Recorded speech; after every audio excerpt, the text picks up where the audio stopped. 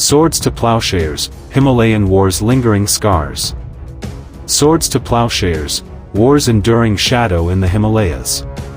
The phrase, "swords to plowshares," inscribed on a statue in front of the United Nations headquarters in New York, symbolizes the transformation of weapons of war into tools of peace and prosperity.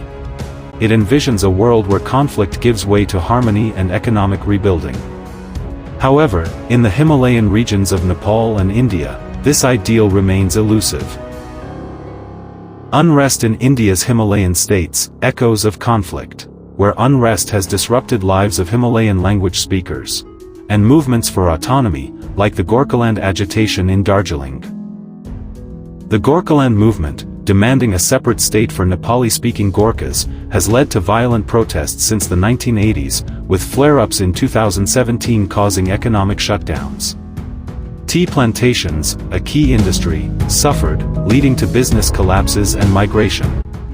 Nepali speakers, dominant in Darjeeling, faced identity crises and economic loss, mirroring Nepal's war impacts. In northeast India, insurgencies in Arunachal Pradesh and Nagaland involve groups speaking Tibeto-Burman languages like Adi, Naishi, and Naga dialects.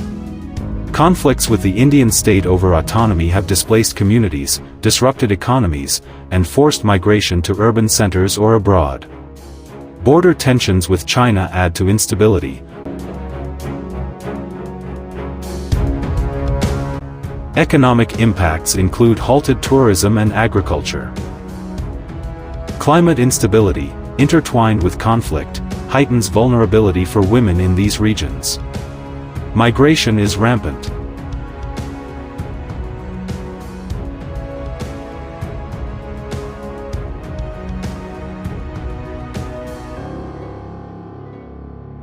Youth from Himalayan communities migrate to cities like Delhi or abroad for jobs, leaving families fragmented. Emotional issues arise, absent parents lead to unstable children, and prolonged separations cause marital breakdowns.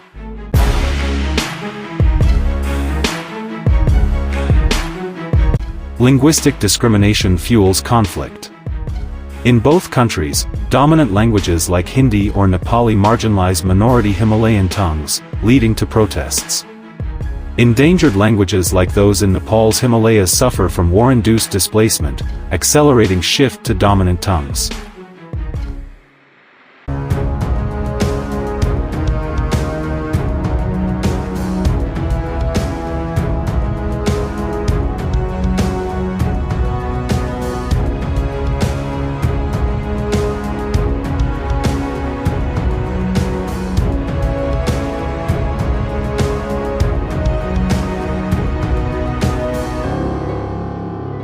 The civil conflict in Manipur, erupting on May 3, 2023, has plunged India's northeastern state into a harrowing ethnic strife between the majority Meitei people of the Imphal Valley and the Kuki-Zo tribal community from the surrounding hills. Triggered by long-standing tensions over land, identity, and political representation, the violence has claimed 258 lives and displaced 60,000 people as of November 22, 2024, according to government data. The toll includes over 1,000 injured, 32 missing, 4,786 homes torched, and 386 religious structures, temples and churches, vandalized, with unofficial estimates suggesting even higher casualties. This unrest has shattered communities, forcing mass displacement and leaving survivors in makeshift camps amid ongoing fear. The economic backbone of the region, including agriculture and small businesses, has crumbled, pushing many to seek refuge or livelihoods elsewhere. Families are torn apart, with children losing access to education and parents grappling with trauma. The violence, fueled by ethnic divisions, has deepened mistrust, with both groups accusing authorities of bias.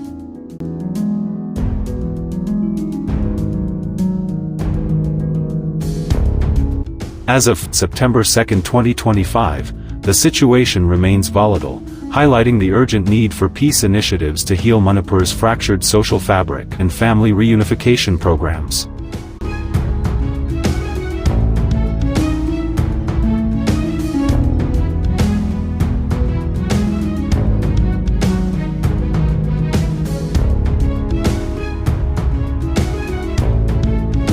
In the misty Chittagong Hill tracts of 1964 East Pakistan, the Kaptai Dam rose like a colossal beast, swallowing the ancestral lands of the Chakma people. This hydroelectric project, meant to power a nation, flooded over 54,000 acres, displacing nearly 100,000 indigenous Chakmas and Hajongs. Buddhist by faith and hill-dwellers by heritage, the Chakmas fled religious persecution and submergence, crossing borders into India's Northeast Frontier Agency, NIFA, now Arunachal Pradesh. Welcomed initially by the Indian government, about 14,000 Chakmas were resettled in remote villages, promised refuge and rehabilitation. But promises faded like morning fog. For decades, the Chakmas remained stateless, denied citizenship under the Citizenship Act. Local tribes, fearing demographic shifts and resource strain, opposed them fiercely.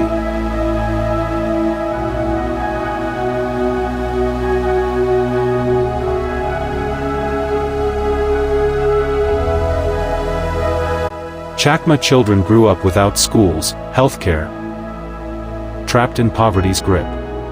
Legal battles ensued. In 1994, the Supreme Court in state of Arunachal Pradesh versus Kudaram Chakma affirmed their right to citizenship, yet implementation lagged. Displaced once by water, they now battle invisibility, yearning for roots in a land that still sees them as outsiders. This statue of a man beating his sword into a plowshare is located in the North Garden of the United Nations headquarters in New York.